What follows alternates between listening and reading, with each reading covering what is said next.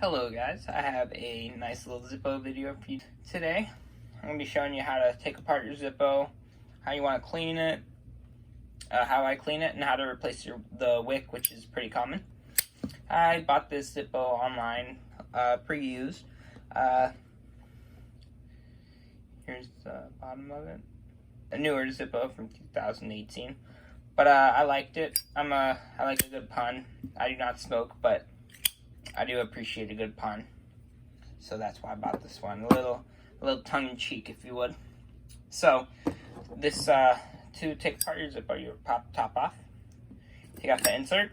You can set this aside. If you're buying it used, I'll use alcohol, prep pads, or anything like that to really clean off the dirt, and that'll clean it up right away, make it look good again.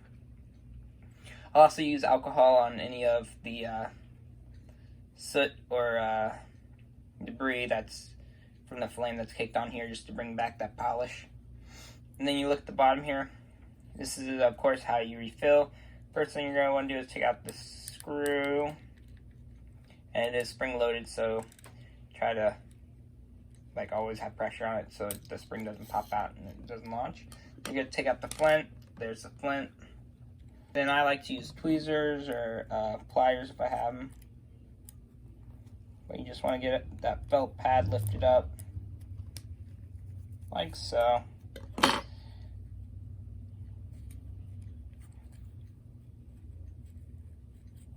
Take it all the way out. And then you'll see cotton here. Oop, one's trying to roll out on me. If there wasn't enough cotton, you'd add some more here. And if you need to replace the wick, you take out all the cotton. So since this is not my Zippo, I'm going to make sure the wick is placed correctly. How you really want to place the wick is going zigzagging in between the cotton. And as you can tell here, this Zippo was previously used. And for the sake of putting in a new wick, even though I'm going to save this because this one's still pretty good, it's got a good length to it. This is what a brand new wick will look like. I bought this in bulk off eBay, but you can buy them individually from the Zippo website. And then you just open it up, like so. And we'll see. So you can see there is a little bit of a difference in size between these two. Okay. So then you can go from the top or bottom, and you want to go down the little hole there, just like that, and just kind of fish it down. You don't want to pull it down all the way. You kind of want to clean up the top here. You don't want to have it frailed out, so you can twist it. I like to snip them too, and we'll just snip it like that. Make sure it's got a good point. We're going to bring it down a little bit more till you want it just below the metal. And at that point, I'll give it a little bit more just so I can pull it. You put one layer of cotton, stuffing from the bottom. This is also helps to have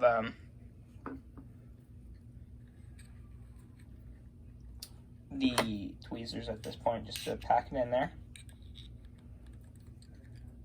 See how our length is? Doing good still.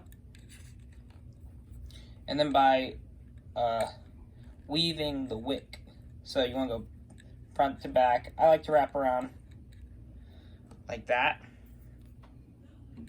Bring this more centered. Do another packing. This is to make sure the fuel is, of course, saturates the wick.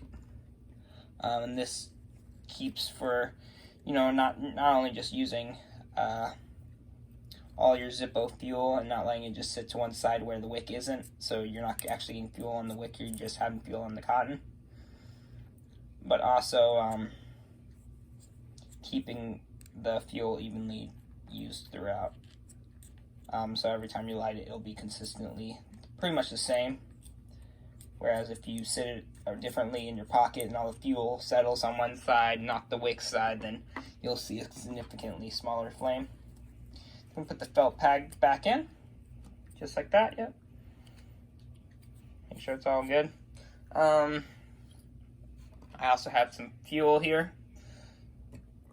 There's quite a few ways you can fuel. I'm gonna be putting the flint back in there. Make sure it's good. Place the screw back in like so.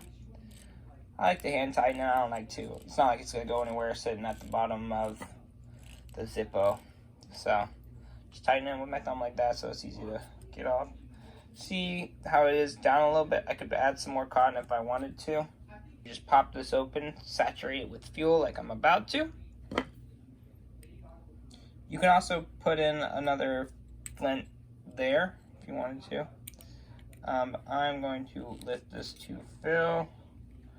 Maybe if I can get down there, there we go. And just like that.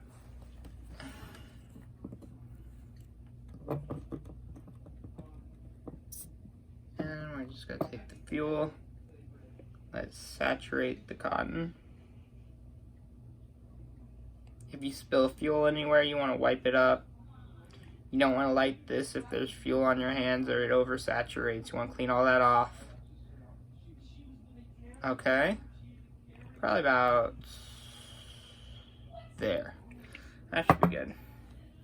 No fuel on me, no fuel dripping out. So I could go a little bit more, but I'm not big on wasting a lot of fuel.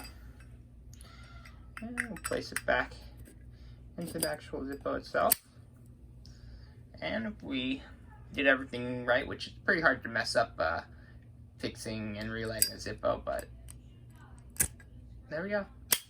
As you can feel, since I put that flint back in, it's not rolling as easy on the thumb, but once that flint gets that wheel shape grouped into it, but beautiful Zippo.